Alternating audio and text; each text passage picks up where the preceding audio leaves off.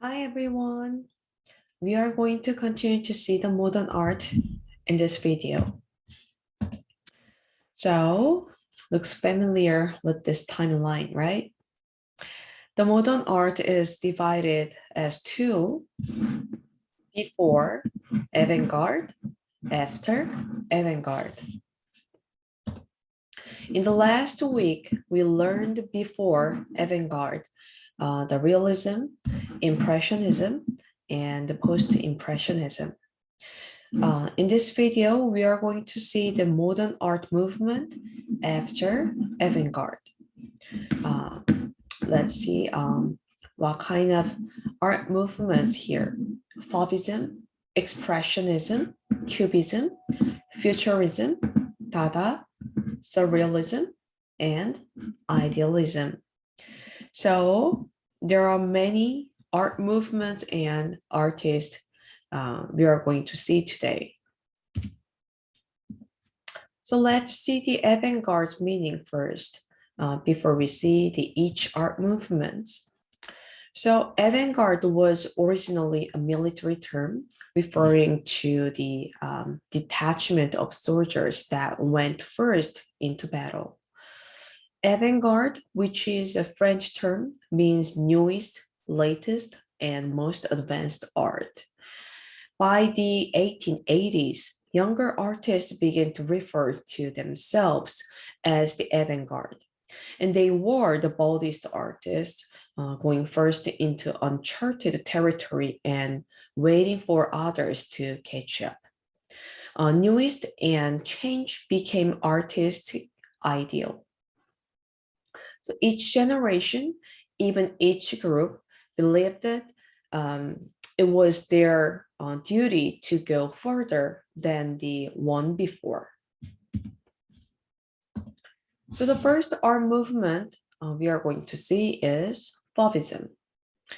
In 1904, the artists of the Salon d'Aran organized a large exhibition of Cézanne and Cézanne, who is the father of the modern art. And in 1906, they mounted a major retrospective of Gauguin. But the most notorious exhibit of the Salon d'Aran was the one they organized for themselves in 1905. It was then that a critic dubbed them Fauves wild beasts. The artist who emerged as the leader of this wild new trend in painting was Henri Matisse. So this is Henri Matisse of Fauvism. So he was a French artist, and he was a draftsman, printmaker, and sculptor, but he is known primarily as a painter. Matisse is commonly regarded, along with Pablo Picasso, as one of the artists who best helped to define the revolutionary development in the visual arts throughout the opening decade of the 20th century, responsible for significant developments in painting and sculpture.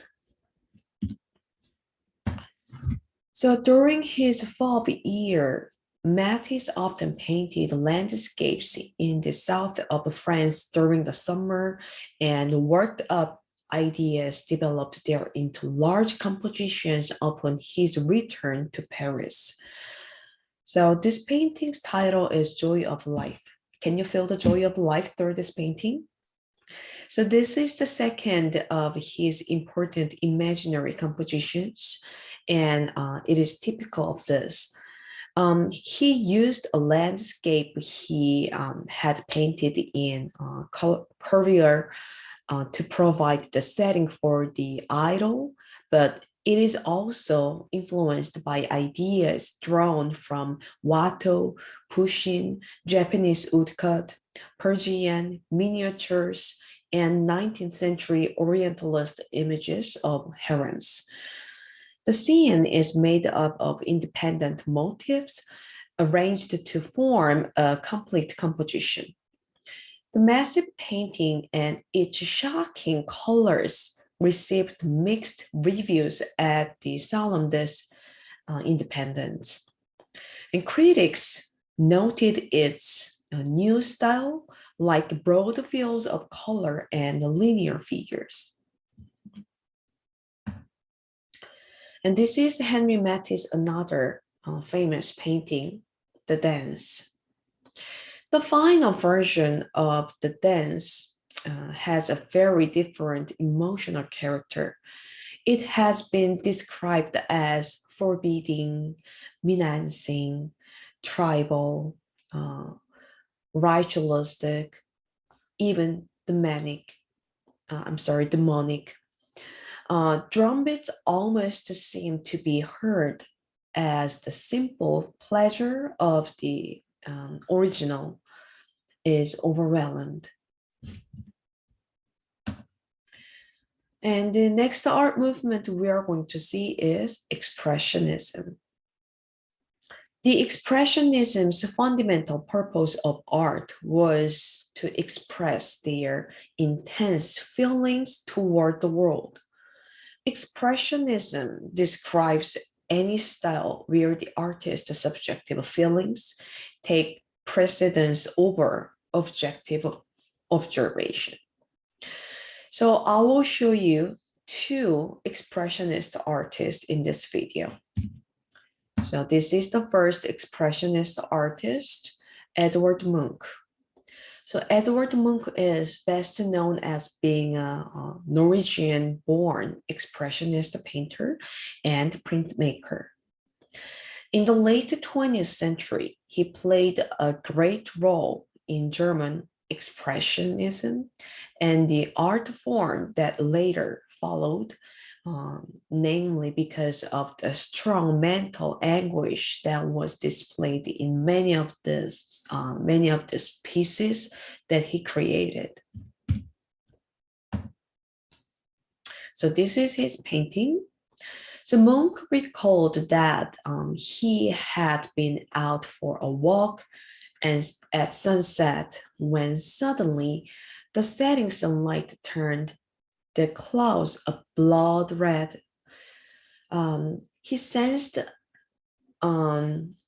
infinite scream passing through nature, and scholars have located the spot to a fjord overlooking Oslo and have suggested other explanations for the unnaturally orange sky, ranging from the effects of a volcanic eruption to a psychological reaction by Munch to his sister's commitment at a nearby lunatic asylum.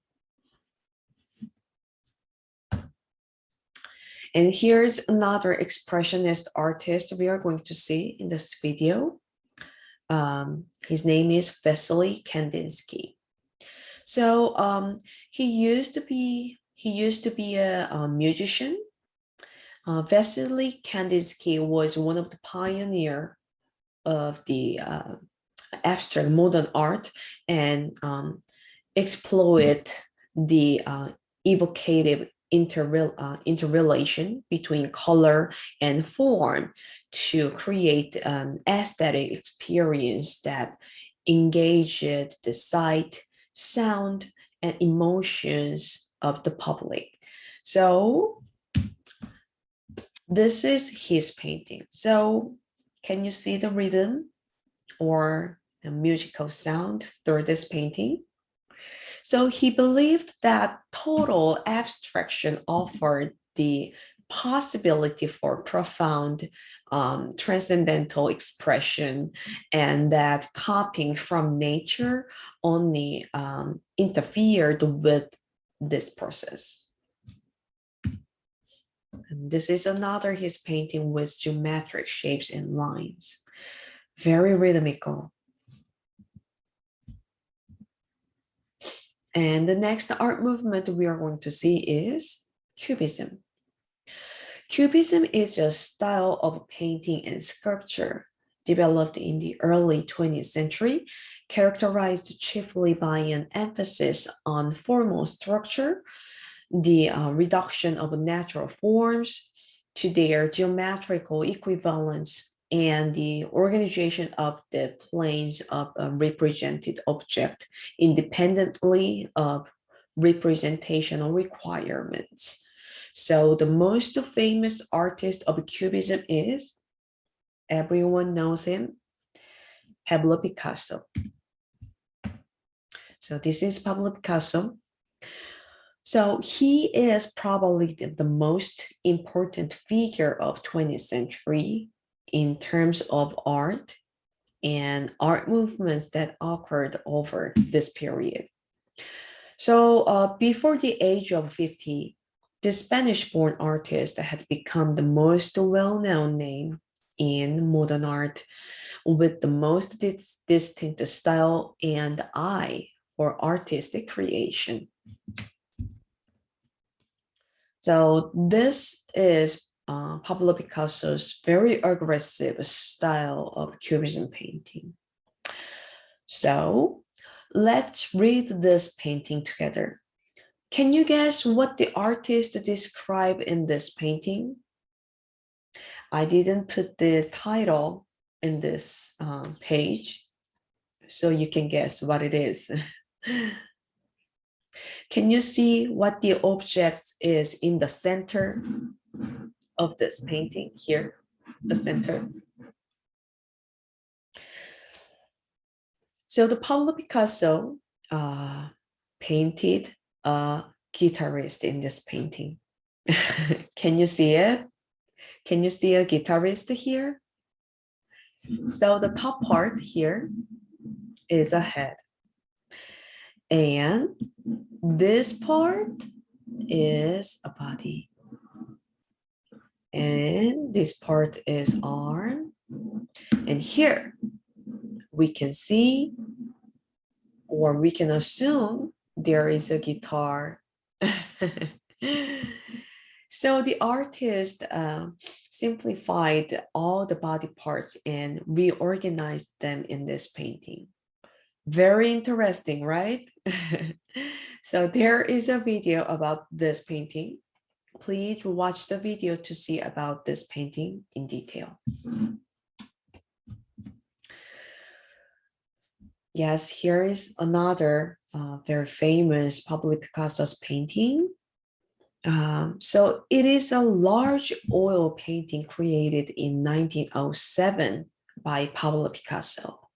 The work, part of the permanent collection of the Museum of Modern Art, MoMA, in New York City, portrays 5 nude female prostitutes in a brothel on the Avenue. So each figure is depicted in a disconcerting, confrontational manner, and none is conventionally feminine. The women appear slightly menacing and are rendered with angular and disjointed body shapes. And the 3 figures on the left exhibit facial features in the Iberian style of Picasso's native Spain, while the 2 on the right are shown with African mask-like features. The racial primitivism evoked in these masks, according to Pablo Picasso, moved him to liberate an utterly original artistic style of compelling, even savage force.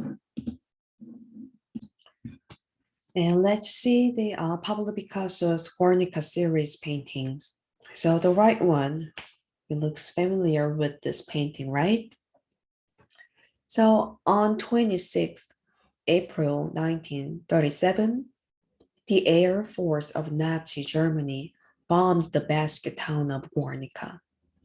The attack was carried out in support of General Franco's nationalist forces. It was one of the worst atrocities of the Spanish Civil War. Picasso responded to the massacre by painting a large anti-war mural, Guernica. He also made a number of additional paintings of a figure from the mural. This, on the left painting, a woman holding her a woman holding her dead child. A weeping woman is the last of this series. The figure is based on artist and photographer Dora Maar, who documented the making of Guernica. And let's move on to the art movement of modern after World War I. In 1914, conflict broke out in the Balkan Peninsula, and soon, as the result of treaties and alliances, every major power in Europe was drawn into war. Soldiers with their heads full of gallant ideas about battle rushed headlong into the most horrible death imaginable. So, in 1916, a group of artists waiting out the war in Jurek, in neutral Switzerland, banded together as a protest art movement called Dada. So Dada was anti-art, anti-middle-class society, anti-politicians, anti-good manner, anti-business as usual, anti-all that had brought about the war. So in that sense, Dada was a big no. But at the same time, Dada was also big yes. Yes to creativity, to life, to silliness, to spontaneity. So let's see Dadaist artist, Marcel Duchamp.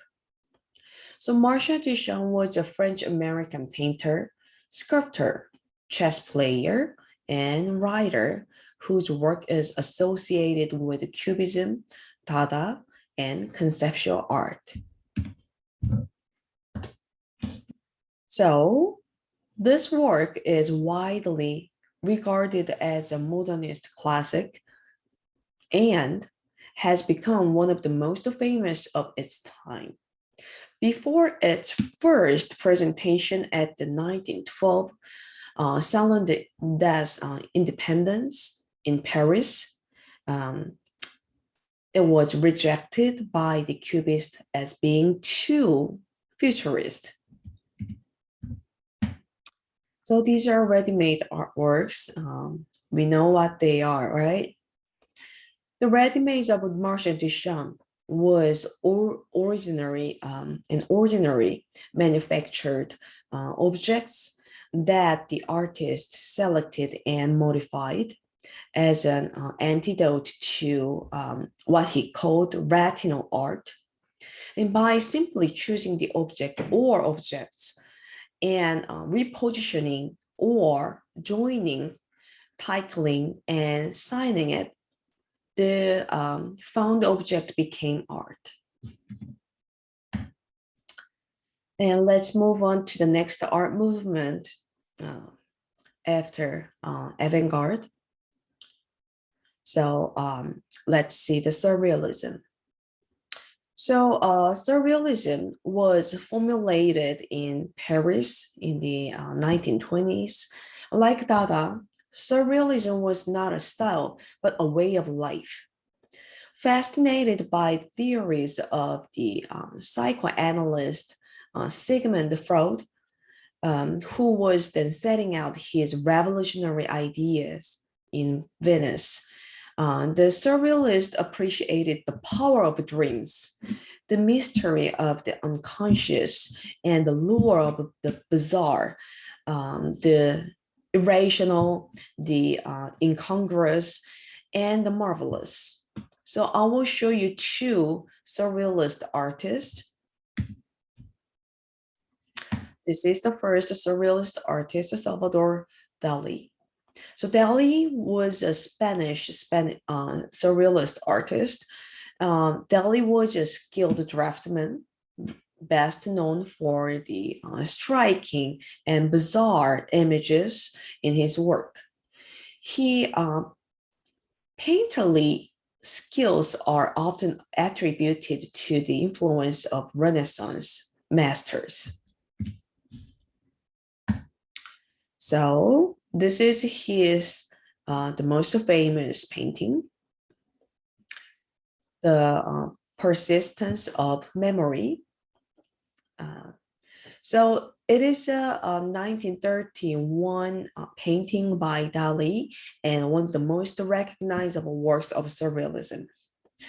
The iconography may refer to a dream that Dali himself had experienced, and the clocks may symbolize the passing of time as one experiences it in sleep, or the persistence of time in the eyes of the dreamer.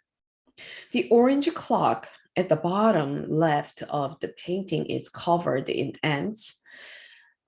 Ants, a common theme in Dali's work, represent decay, particularly when they attack a gold watch here. And they seem grotesquely organic. And the monstrous flashy creature here dropped across the painting center is at once alien and familiar. An approximation of Dali's own face in profile, its long eyelashes seem disturbingly insect-like or even sexual, as does what may or may not be a tongue oozing from its nose like a fat snail. And the next surrealist artist we are going to see is René Magritte. So René Magritte was a Belgian surrealist artist. He became well known for creating several witty and thought-provoking images, often depicting ordinary objects in an unusual context. His work is known for challenging observers' preconditions perception of reality. So this is one of his painting.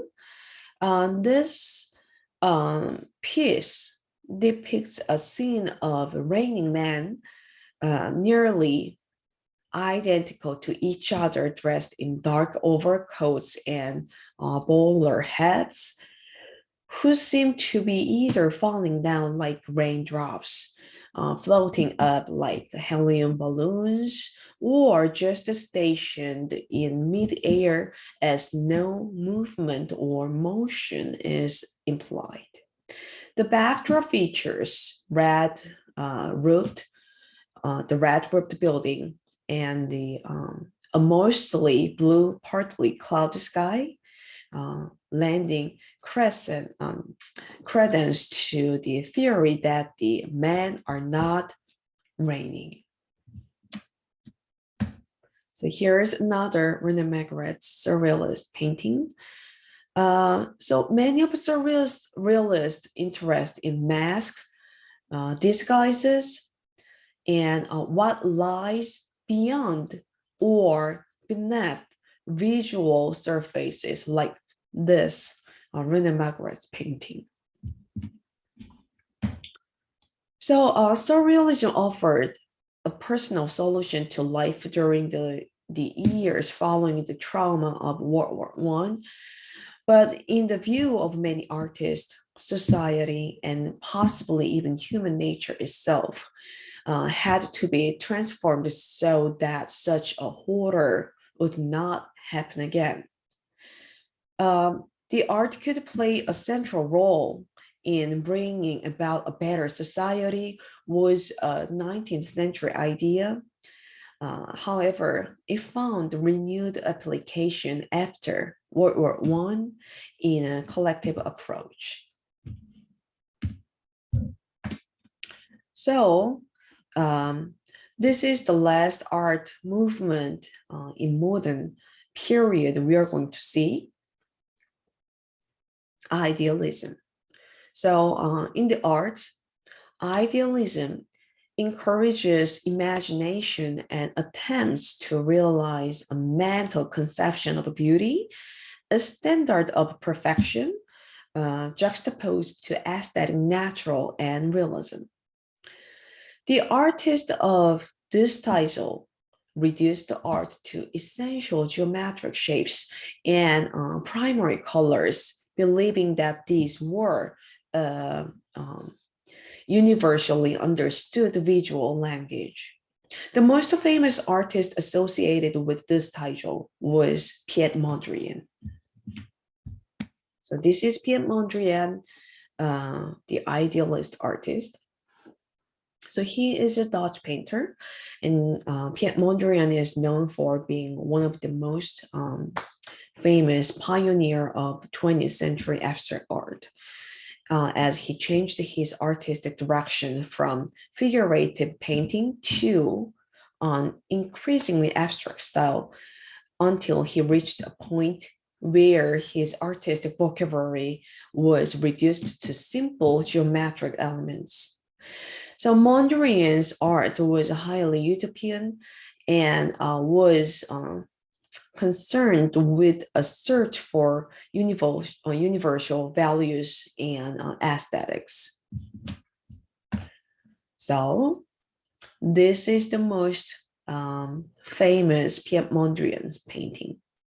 So as the years progressed, lines began to take precedence over forms in Mondrian's paintings.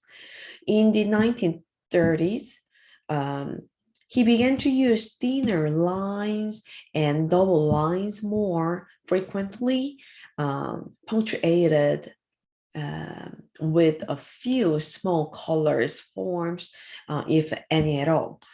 Double lines particularly excited Mondrian, for he believed that offered his painting a new dynamism which was eager to explore. So there are lots of artists with diverse art movement in 19th and 20th centuries. There are related artist videos in this section, so please watch them all for your understanding. Bye, everyone.